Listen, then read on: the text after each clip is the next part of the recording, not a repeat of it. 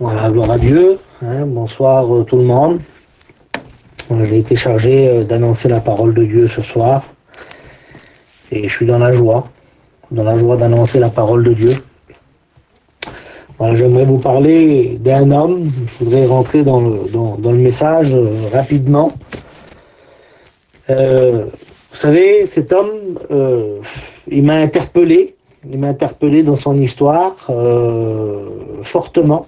On le connaît tous, cet homme.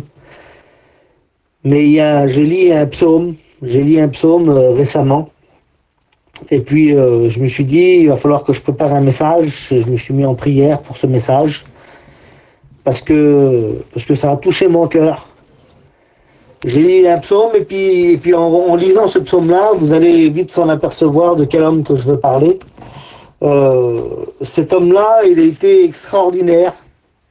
C'était un homme extraordinaire. C'était un homme de son plus jeune âge. Il était déjà dans l'obéissance du Père, l'obéissance de son Père. Et puis cet homme-là, il va être commandé par son Père. Son Père il va lui donner un ordre et il va lui demander de garder les brebis, d'aller dans le champ et de faire manger les brebis, de faire paître le troupeau de son Père. Vous voyez de qui je veux parler? Je vais vous parler de David, le roi David. J'ai lu un psaume assez récemment et puis ça a touché mon cœur. Et comme je vous dis, cet homme-là, il va faire quelque chose de terrible dès son plus jeune âge, je me répète, dès son plus jeune âge. Il va être à l'obéissance de son père. Il n'était pas, on va dire comme ça, il n'était pas obligé de lui obéir, mais voilà, lui, il lui a obéi. Il lui a obéi, vous avez vu, des fois ça arrive, il y a des enfants qui obéissent pas tellement aux parents, et puis d'autres obéissent à leurs parents. Et puis, voilà, la vie, c'est comme ça. Mais David, à ce moment-là, lui, il a écouté son père. Il a écouté son père va lui demander de garder les brebis. Et puis Samuel, il va avoir une appel dans son cœur. Il va avoir une appel pour oindre un roi. Et puis quand il va aller dans la maison d'Isaïe, je vais rentrer au plus court, je vais un petit peu brosser l'histoire de David. Samuel, il va recevoir un mot dans son cœur, quelque chose d'extraordinaire, et Dieu l'appelle à oindre un roi. C'était le grand prophète de l'époque. Et puis il va aller dans la maison d'Isaïe. Et quand il va aller dans la maison d'Isaïe, voilà, il va se passer quelque chose. Ils s'attendaient tous à une bonne nouvelle, et puis c'est normal.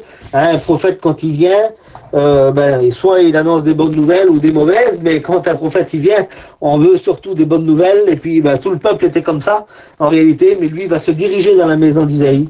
Et à ce moment-là, quand il va ouvrir la porte de la maison, la Bible dit ça, en réalité, au verset 4 du chapitre 16, Samuel fit ce que l'Éternel avait dit, et il alla à Bethléem. Les anciens de la ville accoururent, effrayés au devant de lui, et dirent, ton arrivée annonce-t-elle quelque chose d'heureux?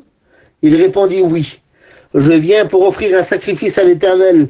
Sanctifiez-vous, et venez avec moi au sacrifice. Il fit aussi un sacrifice, Isaïe et ses fils, et les invita au sacrifice. Lorsqu'ils entrèrent, il se dit en voyant Eliab, et puis là j'embrosse un petit peu l'histoire, mais il va venir les fils d'Isaïe à ce moment-là, et Samuel il va dire certainement c'est lui. Et puis vous connaissez ce verset par cœur, et j'imagine, la Bible dit ça, que l'Éternel va parler à Samuel, il va dire ne prends point garde à son apparence et à la hauteur de sa taille, car je l'ai rejeté.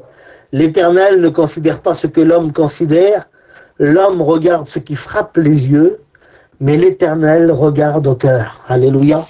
Et dans cette soirée, j'aimerais te le dire, mon frère, ma soeur, l'Éternel regarde à ton cœur ce soir. L'Éternel regarde à ce que tu vis en réalité intérieurement. Là, c'était pour oindre un roi, et puis ce soir, Jésus, il veut te oindre.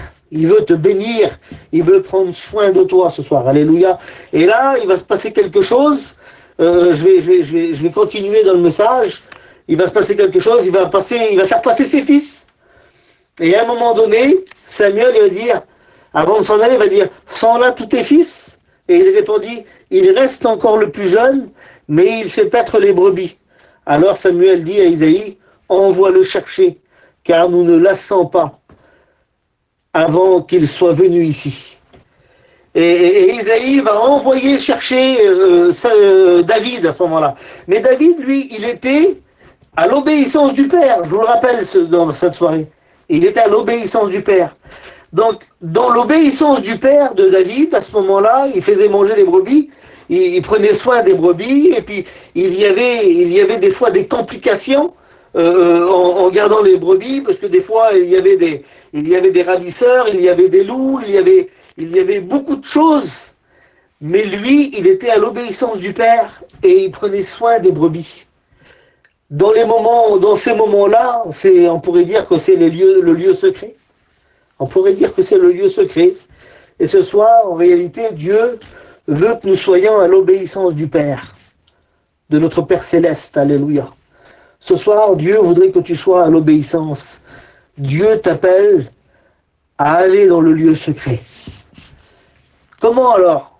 C'est la prière, simplement, j'aimerais vous le dire, tout simple. La prière, c'est le lieu secret. On rentre chez nous, on ferme notre porte et on prie notre Dieu.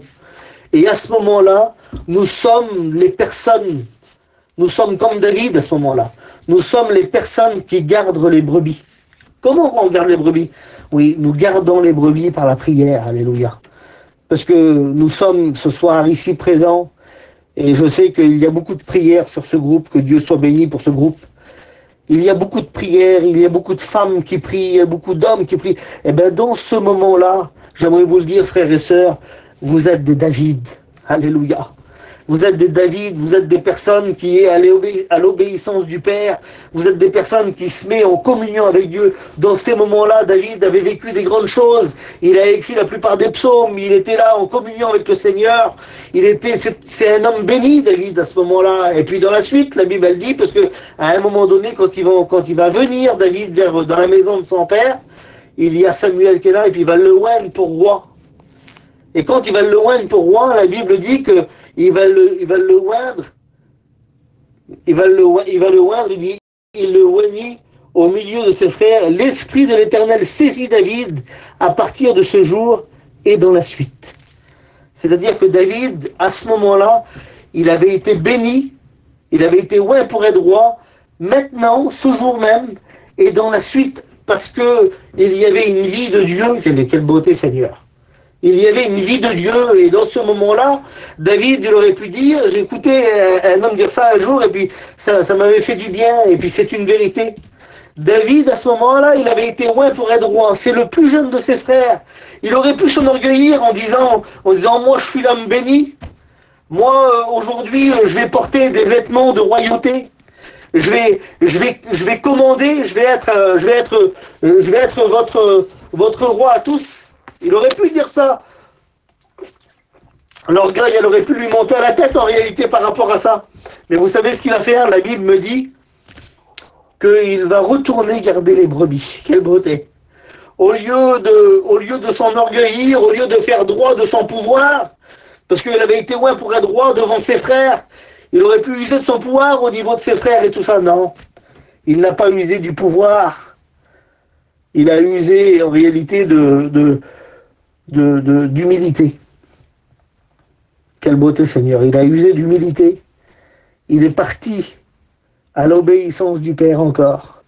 Il est parti et puis c'était merveilleux. Il passait des moments terribles. J'imagine qu'il devait passer des moments extraordinaires. Il gardait les brebis. Et puis dans ces temps-là, à un moment donné, il va être à l'obéissance du Père encore. J'aimerais vous dire que David, à ce moment-là, il fait des choix bénis. David fait des choix bénis. Quelle beauté, Seigneur. Des choix qui l'amènent toujours plus loin avec Dieu. Et il y a des moments dans nos vies où on a des choix à faire.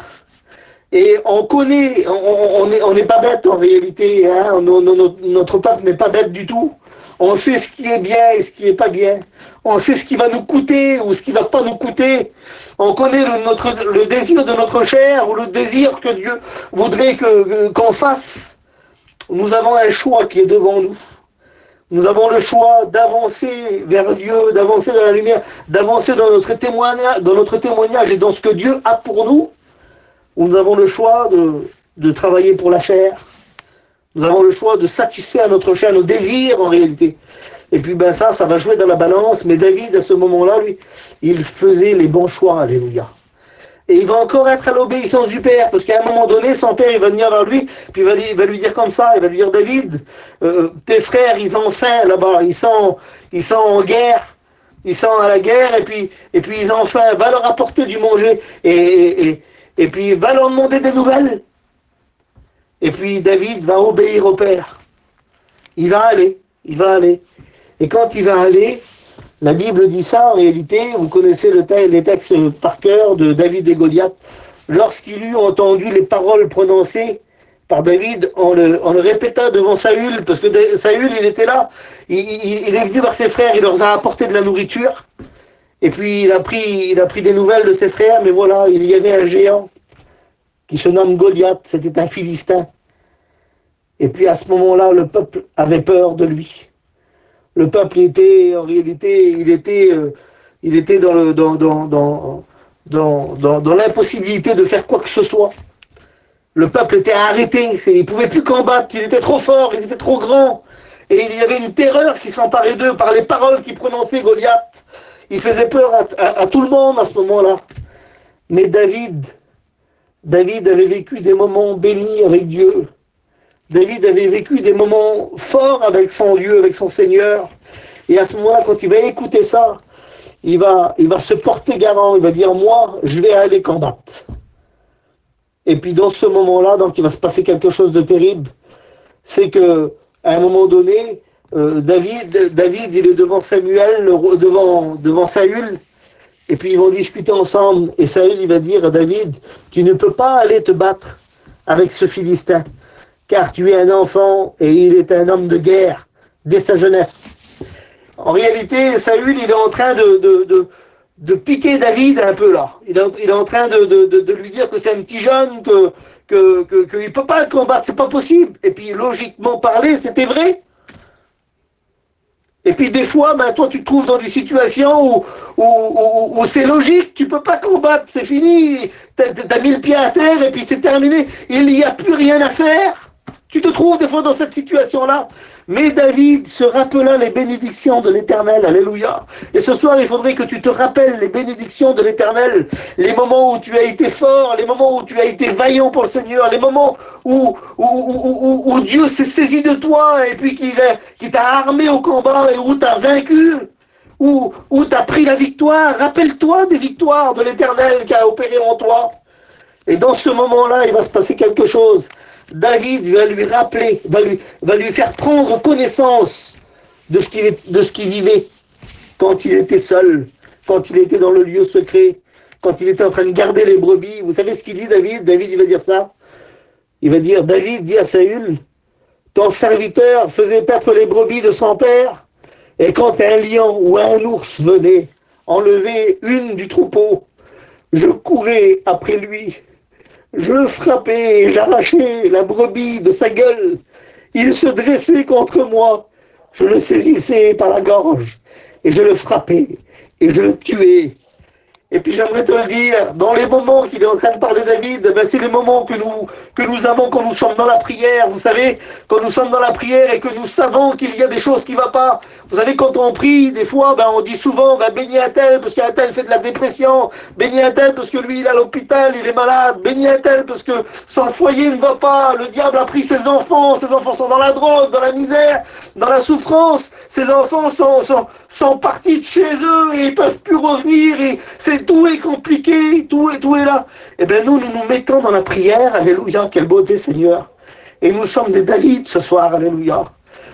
Et nous sommes capables par la prière, je dis bien par la prière, de pouvoir arracher la brebis de la gueule du lion. Alléluia. Nous pouvons par la prière arracher la brebis de la patte de l'ours et de pouvoir l'égorger parce que nous avons la victoire par la prière. Alléluia. Et quand il va expliquer ça à David, alors Saül, il va comprendre. Et il va le laisser aller, mais voilà. Il va le laisser aller, mais il va vouloir y mettre ses vêtements à lui parce qu'il a vu que c'était un vainqueur. Et puis l'ennemi, quand il voit que tu es un vainqueur, des fois il veut t'habiller de sa façon à lui. Ne prends pas l'habit de l'ennemi, ne prends pas l'armure de l'ennemi, mais va avec l'armure du Seigneur, alléluia. Va avec l'armure du Seigneur qui t'a donné. Ne la mets pas en posture à polir et puis en disant qu'elle est belle, mais mets-la sur toi et combat, mon frère, ma soeur. Combat, combat pour Jésus, alléluia. Et quand David va vouloir aller à un moment donné, vous connaissez tous le texte, David dit encore à l'Éternel qu'il me délivre de la griffe du lion et de la patte de l'ours, et il me délivrera aussi de ce Philistin. Et puis donc Saül va le laisser partir, mais à ce moment-là, la Bible dit ça au verset 40, il prit en main son bâton et choisit dans le torrent 5 pierres polies. J'aimerais vous le dire avec mon cœur ce soir. Si vous voulez avoir des victoires, et puis je sais que vous le savez, mais il est bon de se le rappeler dans cette soirée, allez au torrent. Allez au torrent ce soir et choisissez des pierres. Ces pierres peuvent être des prières, ces pierres peuvent être... C'est ce qui fera vous terrasser votre géant qui est devant vous. Il faut aller au torrent, mes frères et sœurs. Il faut prier, il faut passer un moment avec Dieu. Et dans ce moment-là, ce qui m'a touché, ce qui m'a béni, moi, dans tout ce que je suis en train de vous lire, c'est qu'il va y avoir une conversation entre ce Philistin, je voudrais passer vite, il va avoir une conversation, Goliath va insulter David, il va même se moquer de lui, mais David, il va employer des mots, alléluia, des mots qui viennent de l'Éternel, des mots qui viennent de Dieu. Il va dire, toi tu viens avec l'épée, la lance et le javelot. Il va dire, mais moi. Et ce soir, mes frères et sœurs, si nous combattons nous-mêmes, nous n'y arriverons pas. Mais si nous faisons comme David ce soir, ça va aller, alléluia. J'aimerais te dire ce mot, ça va aller mon frère. Ça va aller ma sœur. Tu vas remporter la victoire. Pourquoi tu vas remporter la victoire? Parce que Dieu est avec nous. Alléluia. Dieu est avec nous. La Bible, elle dit ça. David dit, tu viens avec moi, avec l'épée, la lance et le javelot. Il dit, mais moi, je marche contre toi, au nom de l'Éternel des armées. Alléluia. Quelle beauté, Seigneur. Et puis, vous savez, ce texte, il m'a touché fort dans mon cœur. C'est le texte, c'est le verset 48. Il nous dit ces mots-là. À un moment donné, donc, David, il se trouve là, il est devant ce champ de bataille. Et puis il est là avec sa fronde, avec cette petite pierre là qui est là. Et ce soir, tu es peut-être là, toi, tu parais pas grand-chose, tu as une petite fronde et une petite pierre.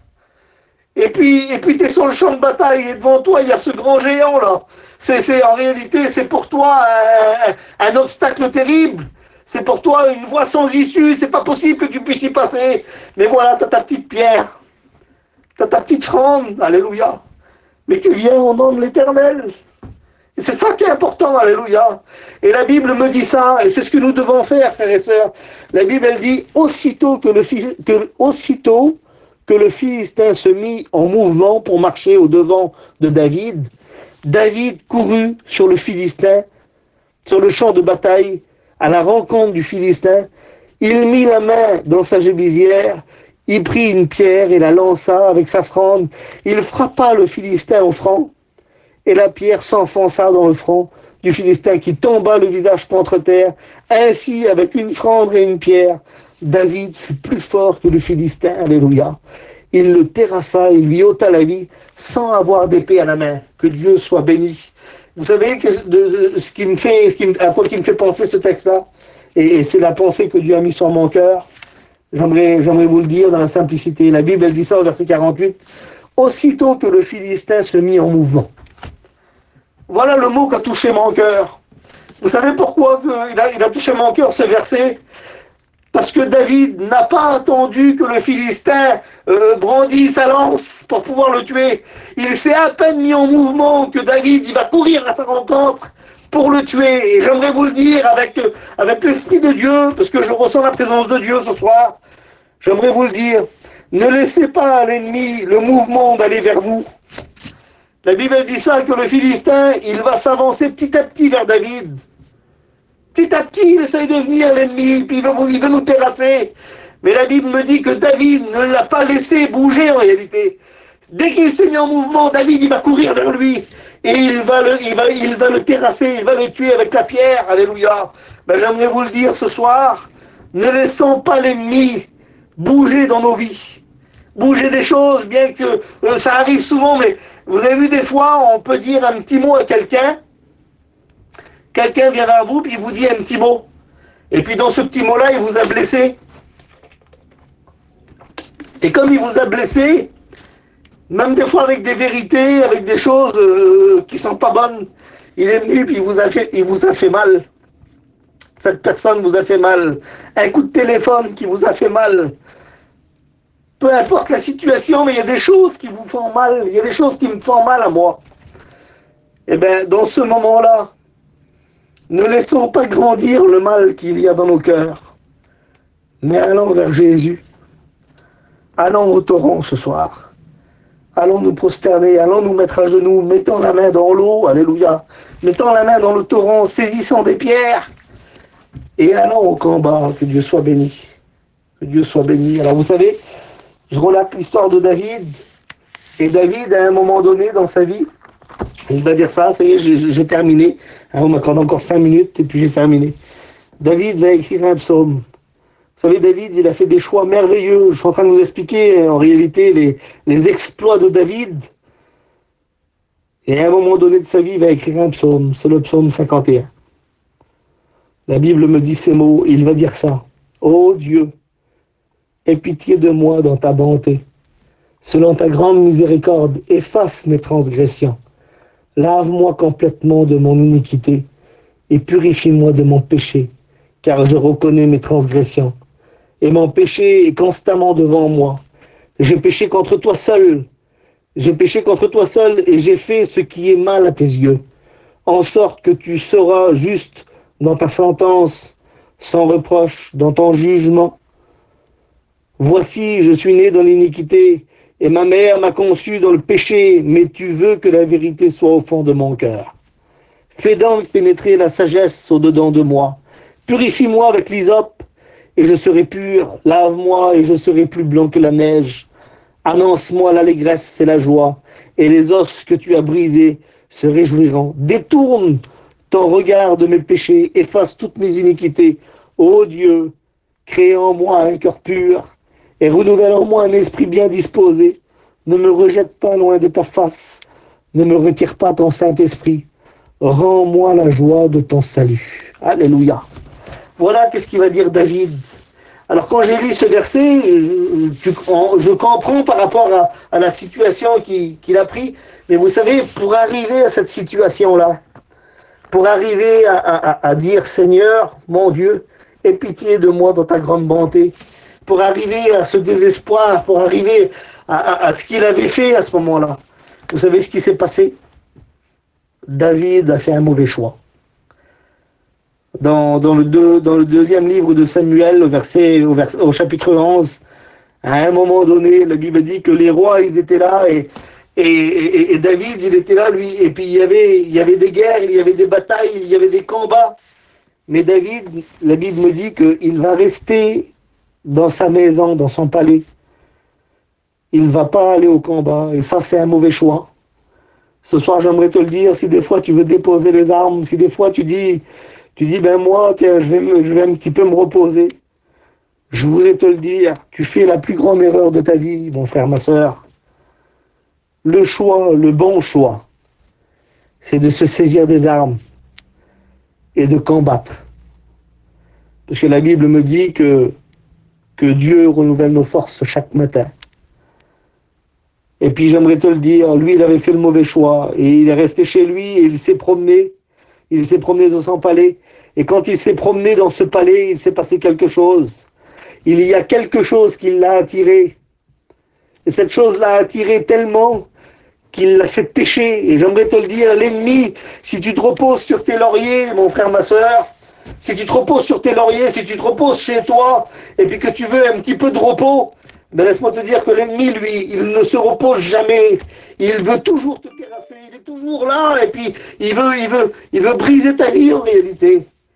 Alors dans ce moment-là, l'ennemi va te proposer des choses, et puis ben ça, en réalité, ça va éblouir tes yeux, et puis tu vas tellement aimer ce qu'il va te proposer, parce que vous savez, on est sur la terre, et puis la chair a des désirs contraires à celle de l'esprit, et notre chair, elle est attirée et amorcée parce qu'elle aime en réalité. Eh bien, l'ennemi, il va venir avec ce que t'aimes, il va te le faire voir au loin, pour que tu sors du palais, et pour que tu vas à l'extérieur. Et l'ennemi veut t'amener à l'extérieur pour te tuer, j'aimerais te le dire. Et David, ça a été le mauvais choix de sa vie. Et c'est ce qui l'a amené à demander pardon au Seigneur, à se rendre coupable de toutes ces choses. Mais il va dire ça, on va terminer. Il va dire ça. Il va dire, oh Dieu, aie pitié de moi dans ta bonté, et puis lave-moi complètement de mon iniquité, purifie-moi de mon péché. Et il va dire ça, parce que c'est ce que Dieu veut ce soir. Il veut que tu sois vrai. Mais tu veux que la vérité soit au fond de mon cœur.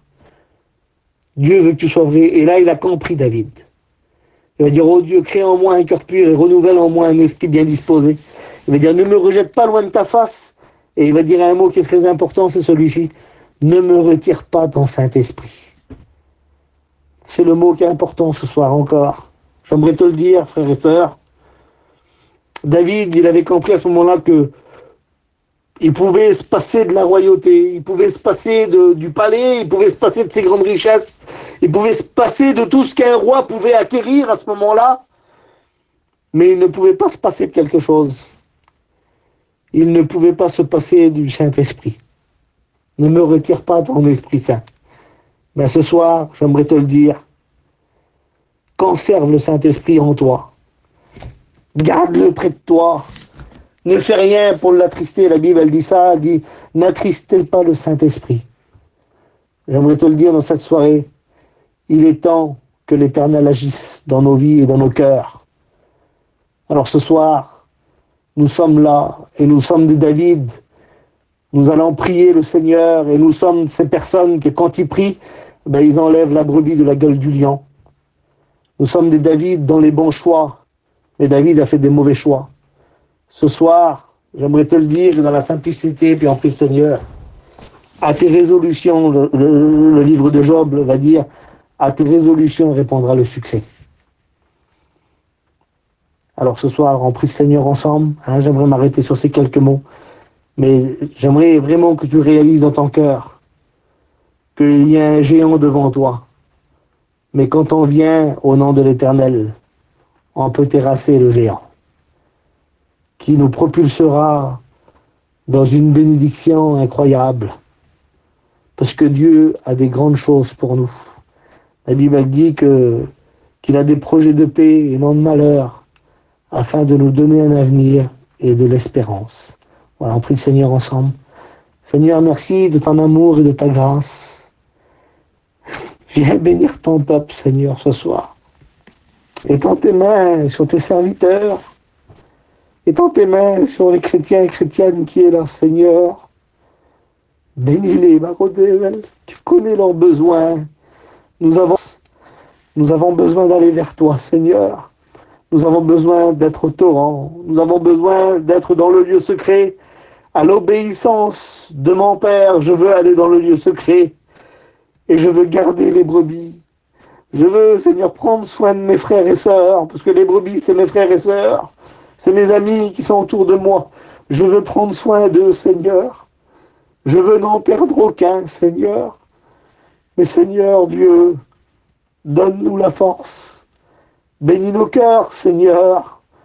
Renouvelle, Seigneur, nos forces, Seigneur Jésus Tout-Puissant, ce soir encore. Et à toi toute la gloire, Dieu. Amen. Alléluia.